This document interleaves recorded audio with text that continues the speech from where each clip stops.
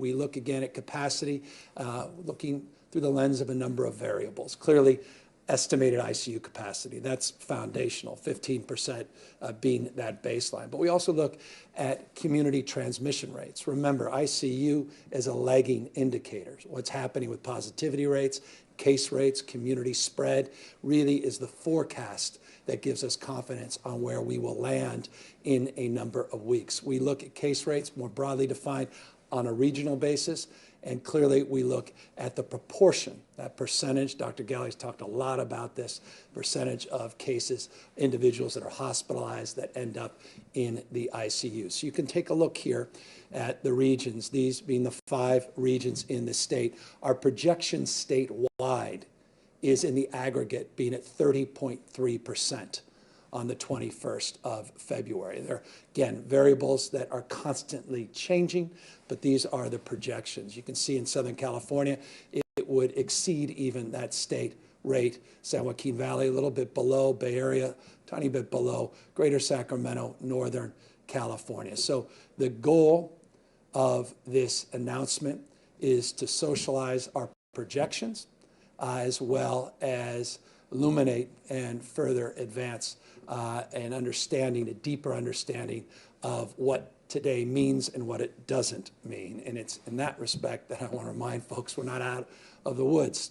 We're seeing a flattening of the curve. Everything that should be up is up. Everything that should be down is down. Case rates, positivity rates, hospitalizations, ICUs, testing starting to go back up, as well as vaccination rates in this state, but we are not out of the woods. I'll remind people that blueprint was established with purple, red, orange, and yellow tiers.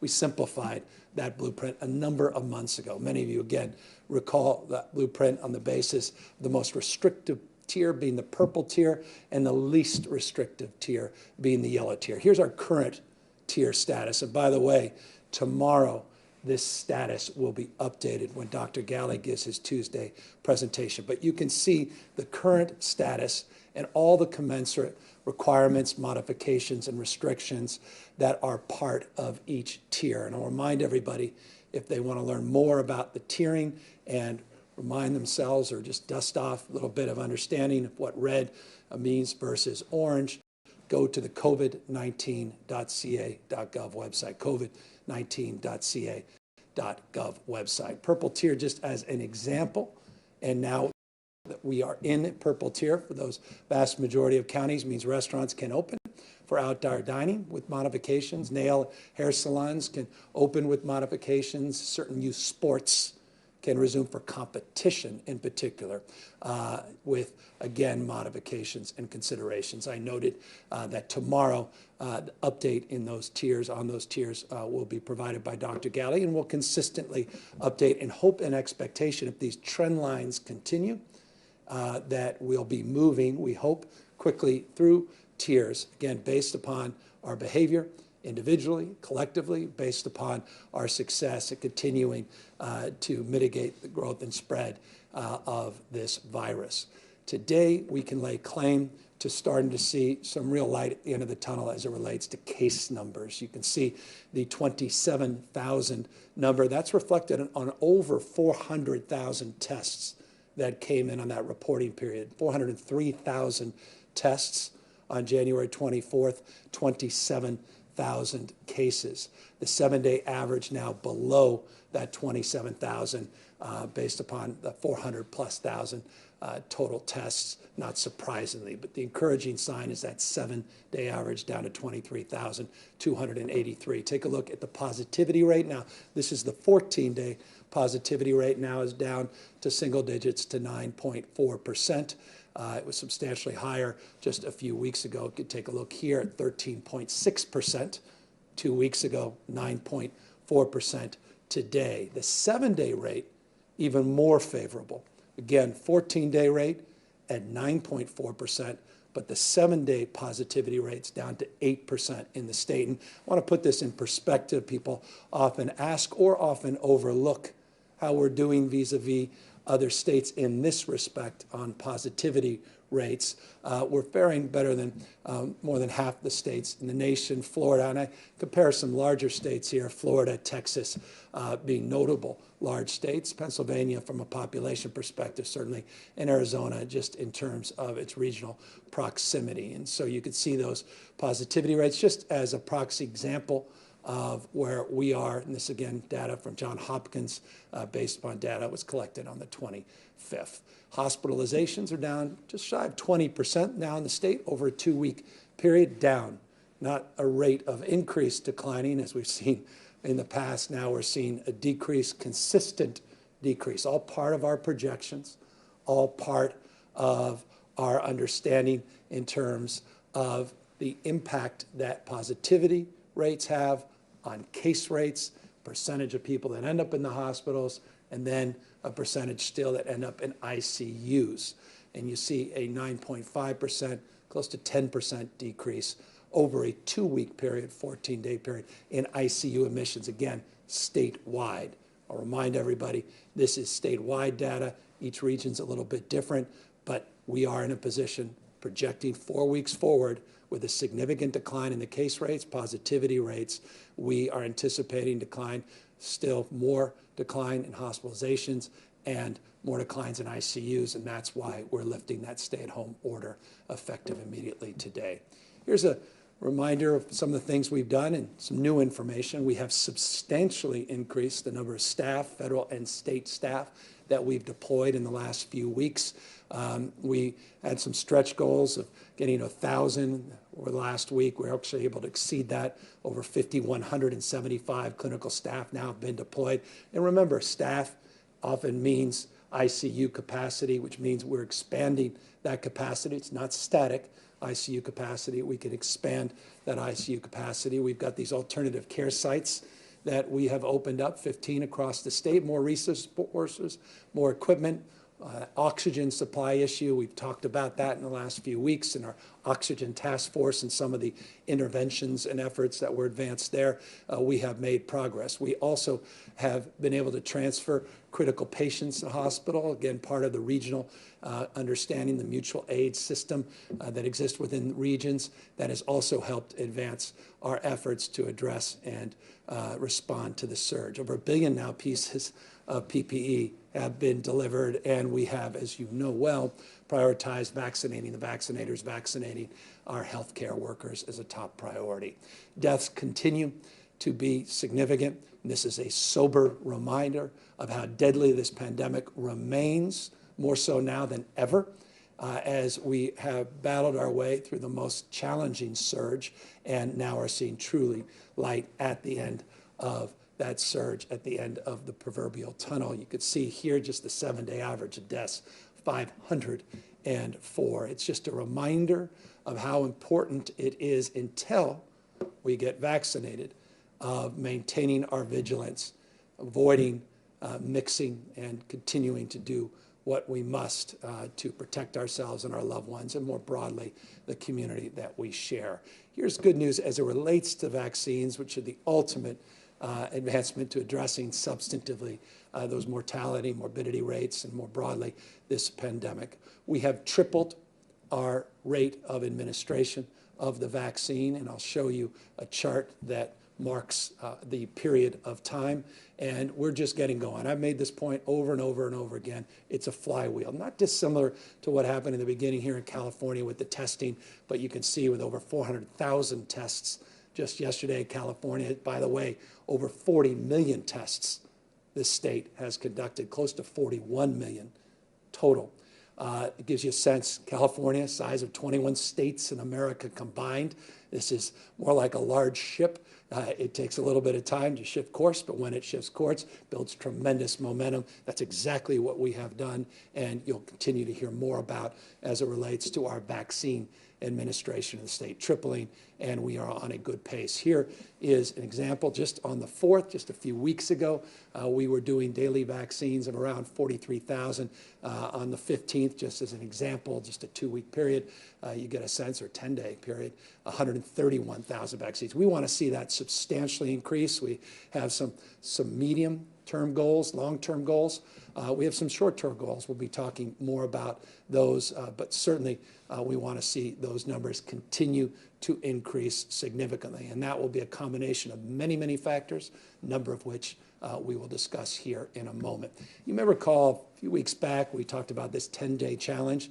The 10-day challenge was really an opportunity to set a goal that at the time didn't appear achievable, but in the process of pursuing it, we would develop a greater understanding of what the challenges were, what the issues were as it relates to accelerating that last mile, that last inch perhaps, but that last mile in particular as it relates to the administration of vaccines. Over the course of that period of time, we recognized the opportunity to simplify our eligibility framework. You've heard a little bit about that with the 65 plus cohort that we have advanced. We'll talk a little bit more about that in a second. We're also looking to standardize our information and data. Data has become a big issue. Data has become a big challenge for us. The data lag that's led to some data that's provided nationally that did not represent the data that we have internally, meaning we're a number of days behind what the national numbers reflect in terms of the actual number of vaccines administered. And we could talk about why that's the case, and we are certainly happy to do that, but more importantly, what we're going to do about it is really our focus here today and moving forward, and frankly, has been our focus for now a number of weeks. Supply being a big part of also getting to goal, and that is getting to herd immunity, getting to vaccines to everybody that wants them administered, and getting to a point where we can go back to some semblance of the new normal with all the resiliency that now resides within each and every one of us, and ultimately will reside in the state and the nation and more broadly the world post-pandemic. So we have specifically addressed the issues around simplification by, as I noted a moment ago, clarifying that we believe that the cohort 65 and over needs to be prioritized alongside healthcare workers, first responders, food and agriculture workers, and school staff and teachers. So I want to make this clear. We want to continue to provide a framework of prioritization in that cohort. 65 and over, remember, 75% of the deaths are reflected in people 65 and over. We want healthcare workers to continue, want to work through that cohort, our original tiered strategy consistent with the CDC, and continue to do what we can to vaccinate the vaccinators, our first responders, our farm workers, our critical workers on the front lines in our food delivery system, and our teachers in order to get our schools reopened, as well as our support staff that's so foundational and critical not to ever be forgotten as it relates to making schools work. This, by the way, is analogous. It's not more complicated than whenever you've been to an airport and you're about to board on an airline. They say, well, ladies and gentlemen, all first-class passengers. Well, they don't wait for every first-class passenger to be boarded before they announce all business-class passengers. Accordingly, they don't wait for all business-class passengers before they announce premium class and then ultimately the economy class. The point is to try to move folks to board as quickly as possible, but with prioritization. That's reflected here, 65 and over, and those cohorts that are represented. We want to, though, more importantly, as we work through this cohort, begin to transition. And you'll hear a lot more about this tomorrow in Dr. Galley's update. And so we'll happily take some questions today, but tomorrow you'll hear a lot more about the details of a strategy to transition, once we work through those cohorts represented here clearly, to an age-based eligibility, which will allow us to scale up much more quickly and get vaccines to impacted communities much more expeditiously. With the framework always on equity, we're not losing sight of any of those fundamentals, any of our values, but we realize we have got to increase throughput here. And while we are proud of the framework we put out, CDC put out, and others, we recognize it has advantages and it has disadvantages as it relates speed and efficiency. Look, I get this. This slide represents what you individually and what's represented, I assure you, in my inbox are most concerned about. When is it my turn? When is my number up? And And I've got a sister, I've got a brother, I've got a pre-existing condition, I'm not 65, I'm 64, all of these questions, appropriate questions, everybody getting them here in the nation's largest state. So when is your turn? Where can I get vaccinated? When it is my turn. So what we are announcing here is a standardization information database. We announced it a few weeks ago that we were going to get it done by the end of January. We have gotten this pilot up, as we noted a few weeks back, and we'll talk about that in a moment, what the new platform is. But we have now developed, we believe it's the most comprehensive end-to-end system of its type in the United States. But again, we acknowledge it's in its pilot phase. Again, we'll talk more about that in a second. But it's a centralized system to enter vaccines that are received and administered. And it's a mechanism to fundamentally address the supporting lag, which again is very stubborn but very real. Those national numbers you see do not reflect the numbers of vaccines that have been administered. That said, we have a solution to that, and that is leveraging the innovation, the technology, leveraging some of California's finest companies. We have a new scheduling system and a new data system. Again, it's end-to-end. It's not just a notification system, as some other states have, or a system for reservations just with state clinics. This is an end-to-end system across the spectrum, bottom-up, top-down, providers, whole spectrum of the delivery system, and a database that allows more immediate data to be transferred to the CDC, and that index that is so often referred to and reflected in our nightly news. That said, the idea is not very complicated. We want to provide you the opportunity to sign up on this app, the My Turn platform. You sign up, you get notified via text or email when it's your turn. You could schedule an appointment when it's your turn. As I said, it provides for providers the ability to have all that data automatically shared, not only with the state, but ultimately allow us to quickly share that data with the federal government. So back end, front end, what you care about, when's my time, when do I get a schedule, when do I get a vaccine, when am I scheduled, and how close is it? And then, of course, for providers, all of that, well, difficulty with paperwork and the prompted questions and the old systems that many states, not just the state of California, is struggling with. We partnered with Salesforce. We partnered with Schedule, which is a great company, and Accenture. We've got a pilot up and running. We started this last week in LA and San Diego. They started allowing individuals 65 and over, again, with the prioritization of the cohorts we just mentioned a moment ago, to make appointments for those clinics that have signed up and come in to the pilot. And so the most important point I want to make about the My Turn pilot, it's only as good as the clinics and provider network is good. It gets more robust as more people come online. And so in the pilot phase, we're moving judiciously, but we're moving relatively efficiently. But as more and more clinics sign up, more and more opportunities avail themselves, more and more capacity is made available, at least on this platform, versus other mechanisms and platforms in terms of finding out when it's your turn to get vaccinated and how and where you can get vaccinated. So we're aiming for a statewide launch. We picked LA, not a small county, and San Diego, two of the biggest. So we went big and bold in the pilot, but we want to bring it to the rest of the state, and we hope to do so in the next few weeks. We'll be talking more about that. We just want to make sure we get this up. As I said, it's the most robust end-to-end system of its type that any state's put up. So it's got a lot more components, and we just want to make sure that we don't run this thing into the ground and have a system that shuts down. And by the way, there's been some other states, not an indictment, quite the contrary. We all should be humbled by the magnitude of this moment. We saw it on appointment side. Everything is at scale now in terms of need. We've had other systems that have actually crashed within a few hours because so many people went on and were overwhelmed. That's why we're limiting this, focusing it on this pilot in these two parts of the state. And so we continue to work with providers, and we continue to advance the cause of getting more and more people to participate. And we look forward to, again, getting this out statewide in just a number of weeks. look, the bottom line on supply for us is we've had a very conservative approach of administering first doses at the local level. I'll remind you, the state of California doesn't receive any doses.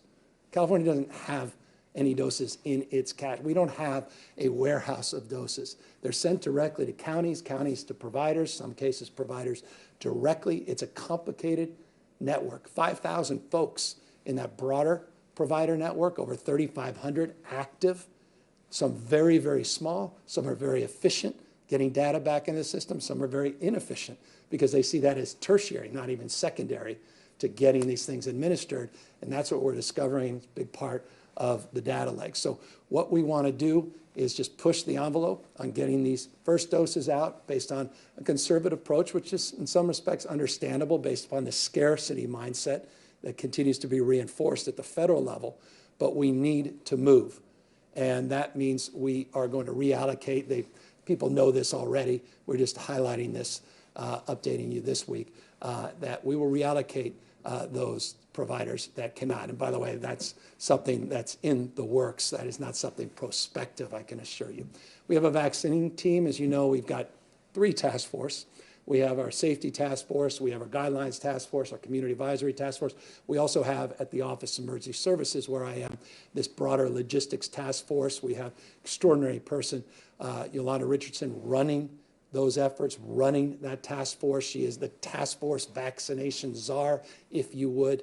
She doesn't want that as her title, but just trying to reinforce what her real role is, to drive things in a unified statewide approach. The whole idea is a more unified statewide network approach, as opposed to bottom-up flu vaccines. Think flu vaccines, the original construct, bottom-up. We want a little bit more of a command function to control variability, which we think is fundamental in terms of fast-tracking the distribution of the vaccine to maintain consistency, yes, accountability, transparency, and also allow our healthcare system and the counties to do what they do best, which is a myriad of additional things, not just logistics as it relates to the vaccines. Tomorrow, as I noted, and Dr. Galley's here today, but tomorrow he will be laying out with Yolanda Richardson, some others, more details of that plan and what really, what we've done in the last few weeks to architect this in a more meaningful way, not rhetorically, but a more substantive way. That's building the real platform, and that's a platform when we start to see substantial abundance of vaccines arriving in the state in a more consistent manner to make sure that we are truly prepared for that as we continue to make progress, again, tripling the number of vaccines that we've administered in a very short period of time. By the way, people have asked, where are you in relationship to President Biden's goal of 100 million vaccines in 100 days? We're well ahead of where, even today, where we are today. Just to put in perspective, that's just 120,000 vaccinations currently. That's per day, weekday. We've spiked up to 130. We'll do much more than that in the next few weeks. But even if things were static, they will not be. But even if things were static, we would more than exceed the goal that was laid out by the Biden administration. So I personally believe that's not a particularly challenging goal to meet, save one major caveat, and that's supply. And that's foundational. Of course, there are attitudes related to vaccines that also need to be addressed, and that's not insignificant. So you combine those two, but substantively supply, there should be no reason that we can't achieve that goal. Speaking of goals, we had a goal, a very specific goal by this week to extend the eviction protections here in the state of California. We have a deal just announced a few moments ago. Credible leadership of our pro tem and our speaker. I want to thank them personally, their personal engagement on this. No one outsourced time and attention to getting a deal done, now being socialized today to extend the eviction protections to June 30th. By the way, I think it was 9:01 last night that the final period, exclamation, preposition, adjective was worked out. And so we were working through the weekend. I just want to congratulate, again, those leaders for a job well done. People will continue to pay at least 25% of their rent through June 30th. Remember, this eviction protection was due to expire at the end of this month. Now will expire July 1st, in essence, June 30th. We address the issues of debt, and I don't want to go into too much detail. You'll get the detail when this is put forward to the legislature this week with urgency. But here's the important thing that is urgent and I recognize it. And that's the need for resources. One thing to get protections, another to be able to pay your rent when it is due, address the issues for small landlords that also have to pay mortgages and debt that they've accrued related to their properties as well. And so $2.6 billion is attached to this deal as part of the federal funds. Thank you, Speaker Pelosi. $2.6 billion, that's money that's going direct to some counties and cities, and obviously money that's coming into the state. We're going to leverage that $2.6 billion, focusing on low-income renters, targeting 50% of AMI, which is area median income, up to about 80% of AMI. The whole idea is to leverage the dollars and look at paying back rent about 80%, but also get about 20% of that rent forgiven. So that's the strategy of leverage. If landlords choose not to participate, no one has to, and then there's no direct federal benefit that goes to that landlord. But those tenants are able to at least get their lives a little more stable because they will continue on with their 25% payment, but with the benefit of those federal dollars. And by the way, I'm not naive, none of us are, to the issues of rent, but also utilities broadly defined, including water bills in this state. It's been highlighted, and we're grateful for all of the work that's been done to highlight that critical issue. By the way, these dollars will help in that respect, in that regard as well. And so credit history, debt collection, notification rights, all those things we've stipulated as additional tenant protections. Again, more details in the coming days. Just remind you, as always, to wear a mask and try to do our best to keep our activities outdoor, particularly now as we've lifted the stay-at-home order. We move into this blueprint, back to the blueprint, which is a governor of sorts. So we're not just reopening, but we're reopening in these tiers, well-established, well understood.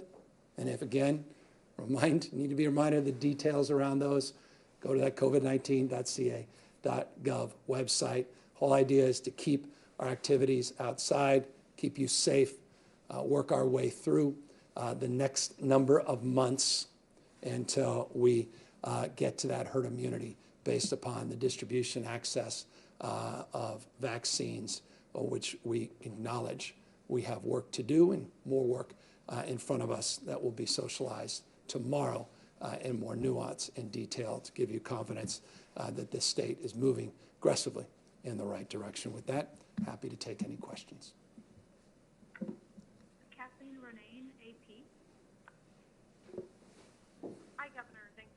Question. So you showed us the projected ICU capacity for February 21st, but beyond the numbers, are you going to make public the models that the state used to reach those numbers so that experts can evaluate that? How accurate have those models been previously, and do they take into account the lifting of the stay-at-home order? And why aren't we now using forecasts to let counties move from tier to tier? Thank you. Great. Appreciate it. Dr. Galley's already halfway up here, eager to answer your question in nuance and specificity. Doctor?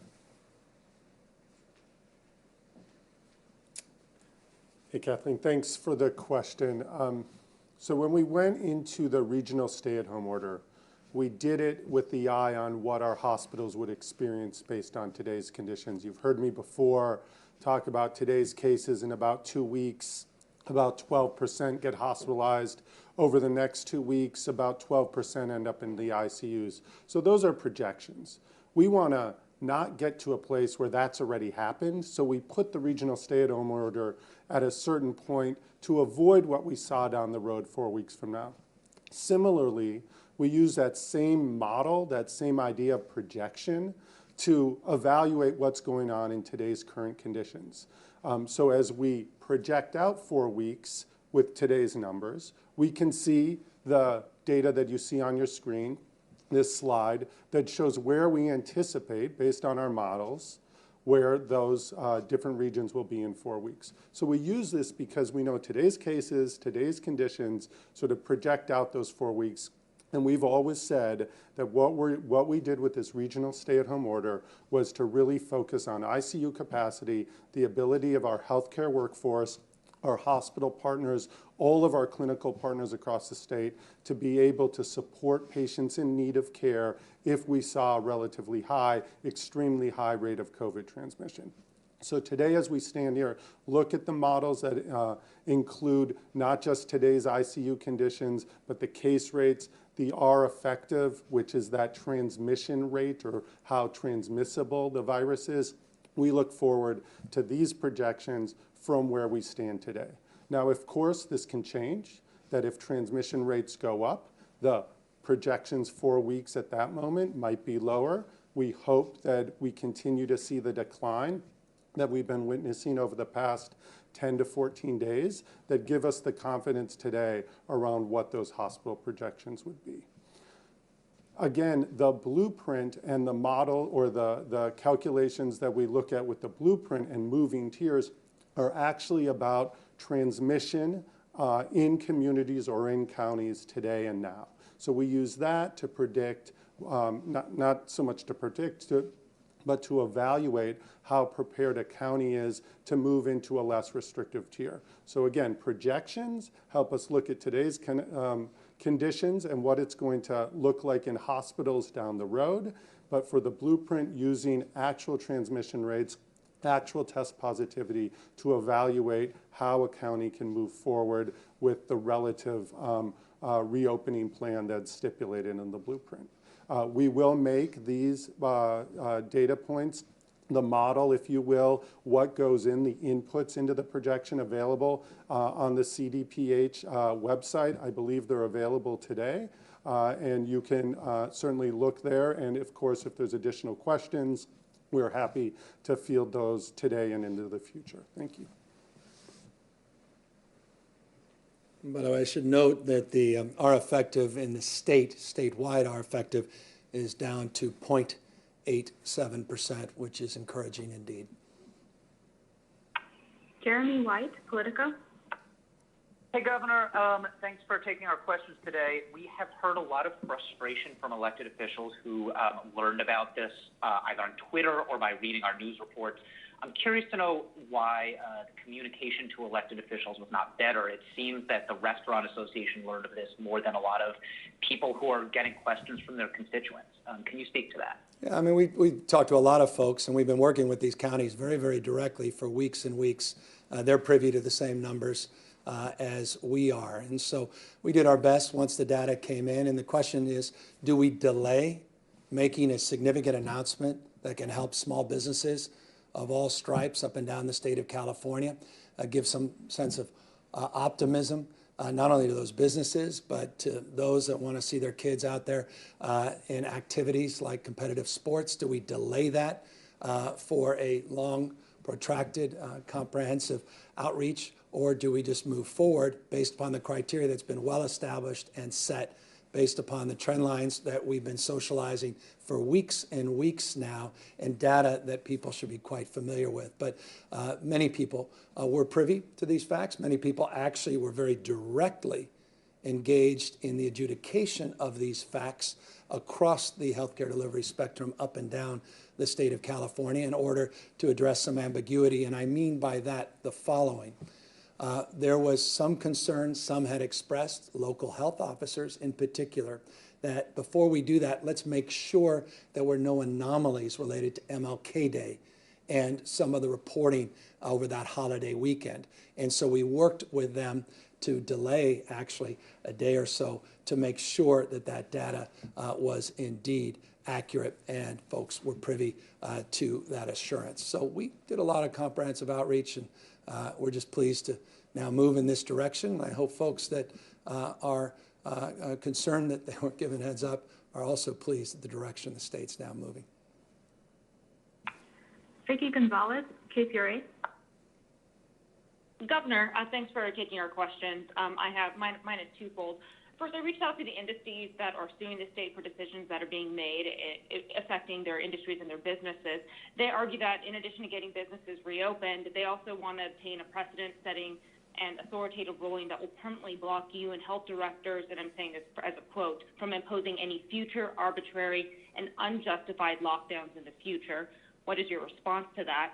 The second question is vaccine related. In Placer County, an individual died hours after receiving the vaccine. Is the state investigating this? And preliminarily, what does public health believe happened?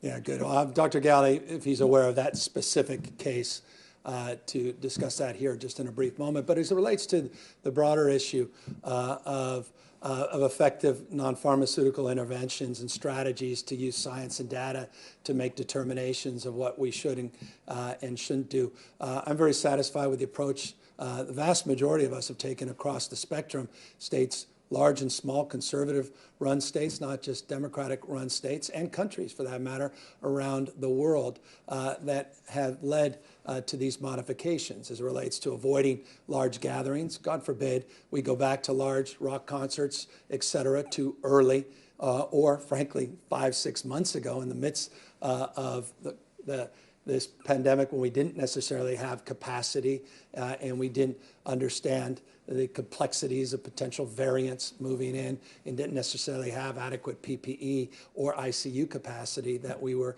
holding large events with tens of thousands of people. Some folks, and it sounds like the folks that you exampled, support that.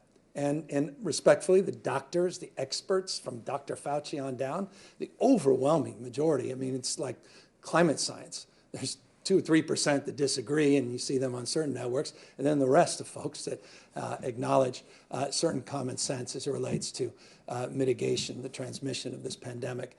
And so, look, we're going to hold to that. We're winning. We won 2 more lawsuits in the last few days. It's not about that, because assuredly we'll win vast majority. We have, and few obviously will go through the process, and some have ultimately gone to the Supreme Court, including Justice Roberts himself, that squared support for one of our orders that we put out. But we feel like we're in firm footing and based on science and based data and based common sense in some respects as well. With that, though, let's ask Dr. Galley a little bit more about this case up here in Placer.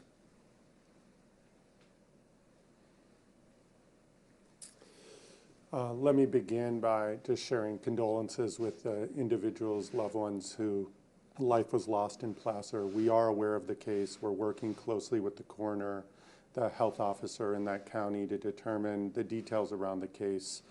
Certainly, this was an individual who had been recently vaccinated. I think also other details are complex and worth further investigation, and that's what we're doing now. I think overwhelmingly, though, we've seen so many individuals successfully and without any significant reactions receive both the Moderna and the Pfizer vaccines. We believe through the efforts of the FDA, our own scientific safety committee, who looked at all the data, that again, these are safe vaccines, that we're watching them successfully administered across the state, across the nation, across the globe, and that certainly we are very experienced with reactions and even dire consequences related to clinical interventions, including vaccines. But we are looking at this very closely and still stand behind the overwhelming data and evidence that these vaccines are safe. As we gain additional information, not just about the Placer County situation, but other reactions across the state, across the nation, sharing that very publicly, sharing the lessons learned, I think is key to continuing to develop the confidence of our state, our public, in receiving the vaccine and getting us on the other side of this pandemic. And I appreciate the point Dr. Galley was making as it relates to this individual case. As we get more information, obviously we'll pass it along. But it's just another reminder of how deadly this pandemic has been and continues to be, either related to potential issues that are being investigated in that case or just more broadly to the disease itself. 504 people on average losing their lives on any given day here in the state of California. 500 families torn apart because they've lost a loved one because of the deadliness of this pandemic. And it's just another sober reminder of why one cannot be flippant and just turn on the light switch once again and have everybody rush back to mass gatherings without any consideration of transmission or effective issues related to the impact this disease continues to have on not only our most vulnerable, our seniors, but those with comorbidities, pre-existing conditions, and other issues that could further exacerbate their health. So forgive me for belaboring that, but I think squares, I think, very much with the first part of your question as well. Stephanie Elam, CNN. Hi, Governor. It's Stephanie Elam from CNN to ask this basically a devil's advocate question here. And that's the fact that there's been this variant, this strain that was found here in Southern California that a few of the medical professionals I've spoken to think could have been behind the just astronomical rise that we saw here in Southern California. So with that, with the loosening of where we are and going back to, away from the stay-at-home order, could that potentially be something that is of concern to open back up and having outdoor dining? So that's one part of it. Now, the devil's advocate side is the other part of it about dining outside. Some people believe because that went away, it forced more people to fraternize inside, and that led for the higher rise of cases here in Southern California. And I'm wondering if that's factoring into the decision. So looking at both sides of the coin here, if I could get you and Dr. Galley to weigh in on that, I'd be most appreciative. Thank you. One question answers the other begs the question. Forgive me, but let me just go to a slide here just on the first part of your question, the issue of the variants. Here's what we know about variants in the state of California. You have highlighted, and we appreciate that work, and others have as well, what happened in Cedars-Sinai and UCSF as it relates to this B1429 cases, which we're still working on. Is that a COVID variant that's unique to California, or is it something else? Again, we're still working through that. But so are we working through its virulence. We're working through its transmissibility. We're working to investigate more understanding. But 456 cases of that particular variant have been reported, again, north and south here in the state of California. As it relates to the UK variant, you can see here on the slide a little bit of update on the numbers from San Diego, San Bernardino, the one case, just 90 in all, that B117 variant that's gotten a lot of attention that we have been able to identify. So again, working through a deeper and more nuanced and complex understanding. But look, as it relates to the issue of a stay-at-home order, it's just an opportunity to remind you, again, stay-at-home order is not a light switch going back to the way things were a year plus ago. We still are now in these tiers that we believe have served us well as it relates to modifying activity and behavior, requiring not only that when someone is dining outdoor, but there are certain conditions that need to be met as it relates to those activities as well. We're doing more to not only socialize that with the public, but also with businesses. I'll just give you an example of what I mean by that. Just over last weekend, we were out there with the alcohol beverage control, doing education, not just enforcement, 5,600 establishments in expectation and obviously in concern because some people were working outside or opening outside of the restrictions, but anticipation of activities beginning to resume, making sure that folks were prepared to be in compliance. And so that's the way we're approaching this, and not naively, soberly, with our eyes wide open. And as I said in the beginning, Dr. Galley said this as well, this is iterative.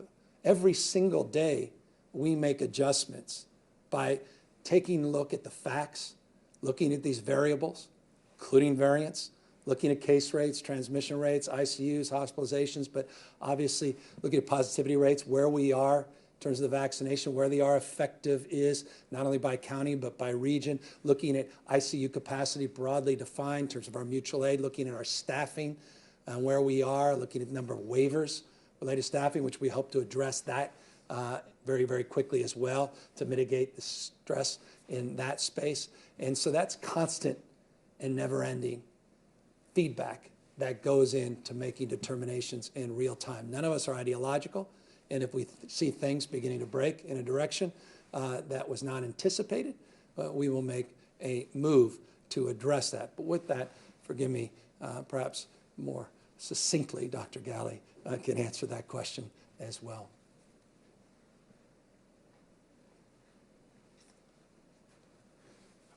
Yeah, thanks for the question. Let me just start about the variant. I think the governor gave the details of this slide, and we are, of course, concerned about it. Anytime you get a mutated germ, a mutated virus, that we're just learning about. We're just getting more familiar with COVID, what it does. The variant creates another unknown, and we don't know enough about it yet. We're seeing it a little bit more and more. The only thing I can tell you about these numbers is they aren't a true reflection of what's out there. My guess, many people's guess, is it's much higher than this, and we'll be looking for it on a more continuous basis with a clear focus, while we're also investigating the two things the governor talked about. Is this more contagious? We know that the B1429, actually the mutation is also in the binding region of that virus. So that means that we're concerned that it attaches to the human cell a little bit more than the natural virus, the one we've been dealing with, and that might make it more contagious. We aren't sure yet. We're looking at it. Same thing with virulence. Does it create infections that are worse than the ones we've been seeing? Are more people hospitalized? Is it harder to control the respiratory symptoms, et cetera? So all of that is what we're still looking at. And of course, this plays into what the governor described, this day-to-day look at what's happening with transmission, with cases across the state, region by region, county by county, frankly, community by community in so many places, to understand what are the appropriate interventions that we need to imagine. Look, I grew up and played sports my entire life, really depended on trying to understand my opponent. We have an opponent we've never seen before. We have no game film on COVID-19. We don't know what it's going to do. So we need to constantly be watching the plays of the day to understand what's going to come tomorrow, and that's what we do. Every local health officer does that. We do that here at the state to understand what are the appropriate interventions in the future. Mutation of variant creates a whole nother sort of situation that we have to try to understand. So I know we always want to try to sort of forecast where we're going. As we understand that, we do give as much information as we can, but we're always looking for how this sneaky virus is going to sort of throw us a curveball in a way and to decide what the right interventions are. And to date, we've used the blueprint, we've used various interventions like the regional stay-at-home order to manage certain phases of our response statewide, and we will always be looking to use tools that get us safely through this as we work to get the vaccine aggressively out into our communities, getting it hopefully more and more from the federal government, and then working exactly how the governors sort of shared today with our county partners, our other healthcare partners, to make sure Californians get vaccinated as soon as possible.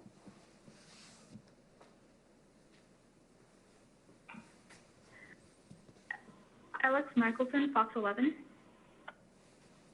Thank you, Governor. First, an informational question about the My Turn app. Is that something that people in Los Angeles and San Diego counties can download now in the App Store or Google Play? How does somebody get that? And secondly, a broader question just about to give you a chance to respond to critics, because you know the critics are saying this online, that this decision today comes amidst a recall campaign, comes amidst lawsuits, and they say that the timing on this is arbitrary and convenient based off of that. I want to give you a chance to respond to people that are saying that. Yeah, that's just complete, utter nonsense. So let's just dispense with that fundamental, foundationally nonsense. So that's number one. Number two, take a look at the website. You can go, just if you Google, forgive me, Bing, whatever your Yahoo, if you look up, go online to My Turn, you'll find My Turn COVID, maybe the first thing that prompts up. You can learn more about this on the covid19.ca.gov website. But My Turn COVID should prompt you, learn more about that, get that information.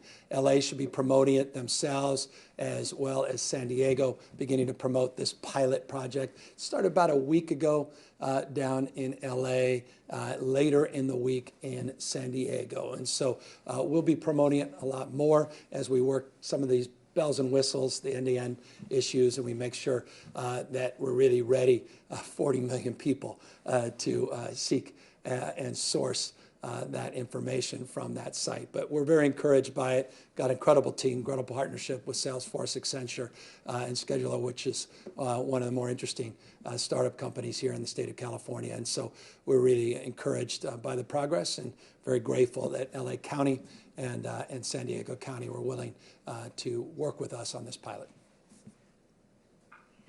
Katie Orr, KQED.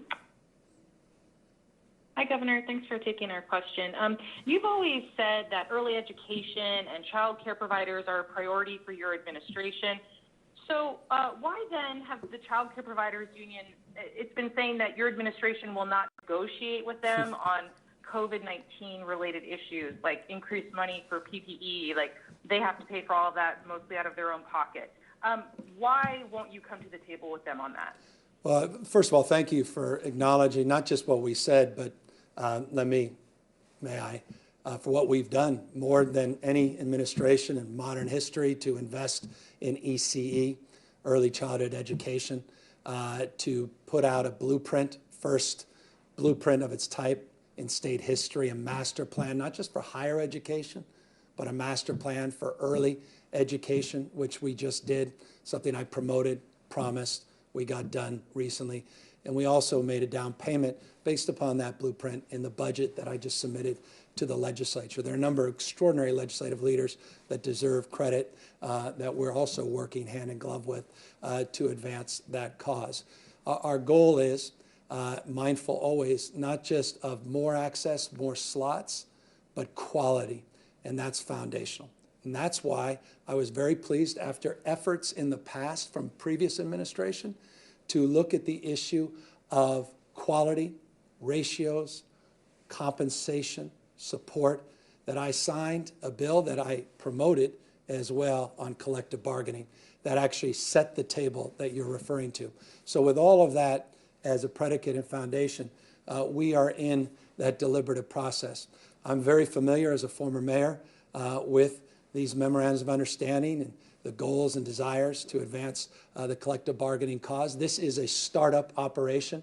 We're doing something that's never been done in this space before, and we are working collaboratively together, and we've got work to do. I'm very familiar with the concerns that you raise. In fact, some leaders in the union that hopes to represent these workers reached out directly as well, and we've been in contact. So we're confident that we'll work through these issues. I also, forgive me, take time to acknowledge, last year we had a shortfall in this state in our public employee unions across the spectrum. We worked through our differences. We had some good days. We had some bad days. We had some days where there's misunderstanding, some stress, but we worked through all those differences as part of the give and take of the collective bargaining process, setting that table, literally, figuratively, and we were able to land where we landed last year, and that inured to the benefit of early childhood education, inured to the benefit of child care, because we didn't see big cuts in those spaces despite the budget shortfalls last year, because our public employee unions helped step in, protecting those young folks and making sure the caregivers were supported as well. So it's the spirit that we enter into these negotiations, and that spirit, I'm confident, will get us across the line and get a good contract for everybody. Final question, Jackie Botts, Cal Matters. Governor, I have two questions about what California is doing to protect farm workers right now. You've mentioned housing for harvest a few times this month during your budget announcement, but as we've reported, not many farm workers have taken advantage of the rooms. As of January 11th, CDFA told me that just 107 reservations had been made. And of course, the estimate of the number of farm workers who have tested positive since housing for the harvest was announced is in the tens of thousands. So we reported that there were some big barriers to accessing this program, including test or medical referral requirements, and also the fact that a lot of people just don't trust it or are afraid of separating from their families. And advocates and farm workers told us that that state-funded cash assistance to help farm workers isolate at home would be more helpful. So I'm wondering, my first question is, given the low numbers, are you considering any changes to the program? My second question is about getting vaccines to farm workers for the same reasons that I just listed. Farm workers will experience barriers to access, likely more than your average 65-plus-year-old. So I'm wondering, what is your plan going forward to make sure that essential workers, farm workers who have been hit so hard, don't get crowded to the end of these initial priority tiers that have gotten much bigger, even as the vaccine remains scarce? Let me take this slide and once again bring it back up just to reinforce, and I think it answers the latter part of your question. We are prioritizing. So your question was around a frame, get lost in tiers.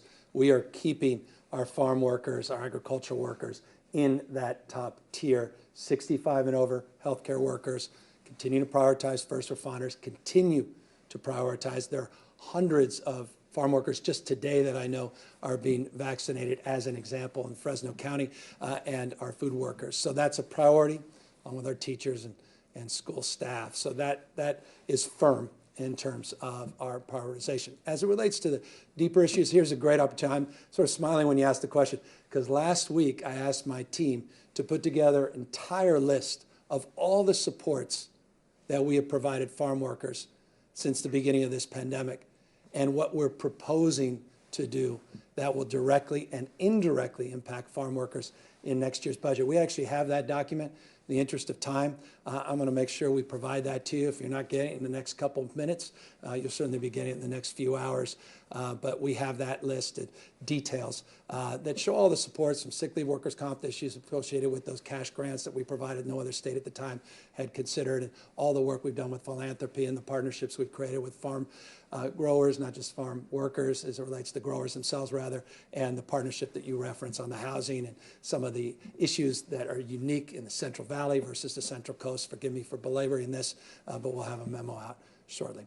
Accordingly, we will shortly, tomorrow, have Dr. Galley back up and in front of all of you to update more specific terms, the work on vaccines and how we will create more clarity, more ease in terms of criteria to allow faster throughput and build on the work that's been done in the last number of weeks to get us back I think back where all of you deserve. As it relates to the issue as well, those tiers, which is so fundamental. As a reminder, the stay-at-home order is not lifted, where everyone is going back to where we were January 25th, 6th last year.